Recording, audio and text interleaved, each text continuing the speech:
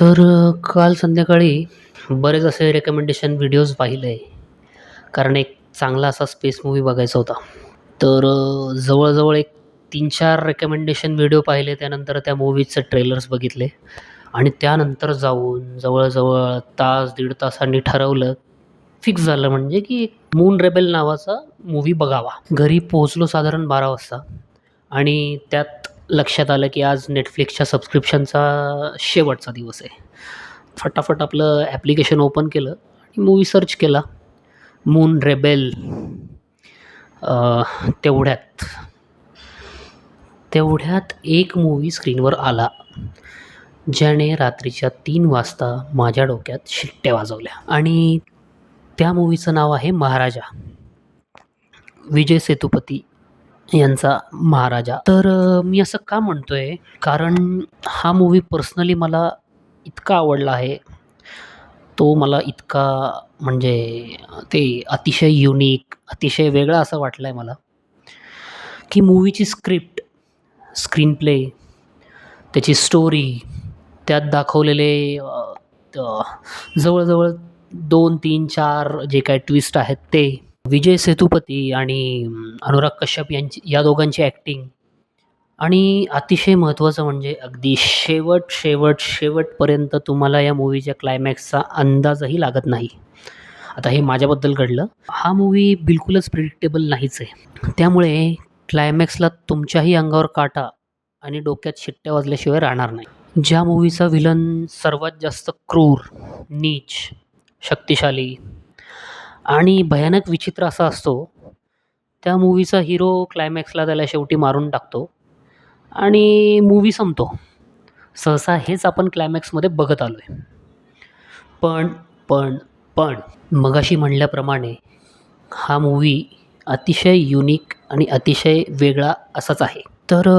होतं असं की सिल्वा म्हणजेच अनुराग कश्यप या मूव्हीचा व्हिलन जेव्हा त्याची एंट्री होते, तिथपासून मूव्ही थोडा म्हणजे हळूहळू इंटेन्स व्हायला सुरुवात होते आणि तो होता इतका इंटेन्स होतो, म्हणजे माझ्याबद्दल ते झालं आहे, की कधी एकदा तो मूव्हीचा हिरो त्या व्हिलनला मारून टाकतोय आणि मूव्ही कधी संपतोय.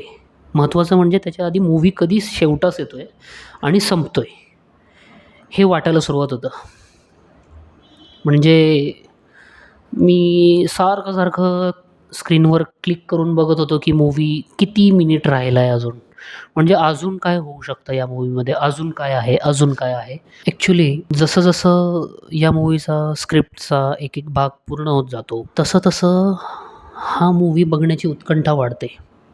मूव्ही आणखी इंटरेस्टिंग बनत जातो. मी मुद्दामच मूव्हीची प्लॉट किंवा ट्विस्ट असे काही सांगत नाही आहे, कारण मग तुमची मजा निघून जाईल त्यामधली, किंवा स्टोरीचा भागही मी खूप कमी प्रमाणात सांगतोय. त्यानंतर आपला विजय सेतुपती म्हणजेच महाराजा जेव्हा पोलीस स्टेशनात म्हणजे अगदी शेवटाकडे येताना पोलीस स्टेशनात जातो आणि तेव्हा आपल्या घरातल्या हरवलेल्या वस्तूचं जेव्हा तो वर्णन करतो, तेव्हा आपण पहिल्यांदा बेकार ट्रिगर होतो आणि त्यानंतर सुरू होतो तो म्हणजे क्लायमॅक्स आणि त्यामुळे आपण होतो ट्रिगर.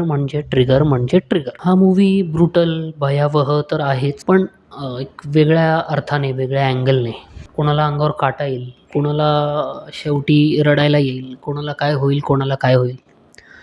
पण एक गोष्ट मात्र नक्की आहे, मूव्ही पाहिल्यानंतर काही वेळाने तुम्ही मूव्हीच्या मेकर्सना म्हणजेच ॲक्टर्स, रायटर, डिरेक्टर, जी मूव्हीची टीम आहे पूर्ण, त्या सर्वांना तुम्ही सॅल्यूट मात्र नक्की ठोकाल. या मूव्हीच्या आधीमध्ये तुम्हाला असं वाटू शकेल की आत्ता एक टाईमलाईन चालू होती, मग वेगळी. पण अगदी शेवटी तुम्हाला असं लक्षात येईल की मूव्हीची घडी अगदी परफेक्ट बसलेली आहे आणि आपल्या या मूव्हीचे नाव आणि हिरोचे नाव महाराजाच का आहे, हे एकदम परफेक्टली शेवटी कळतं.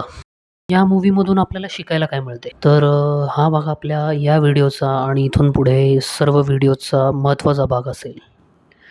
कारण आपण यात देणार आहोत काही भगवद्गीतेमधील श्लोक आहेत, त्याचे संदर्भ, काही आपल्या पुराणातले काही श्लोक असतील, संदर्भ असतील, ते जे या थीमशी रिलेटेड असतील.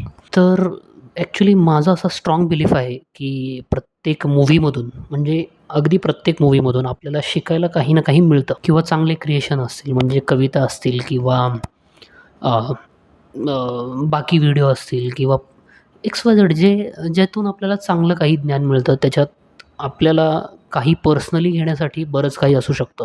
हा माझा स्ट्राँग बिलीफ आहे.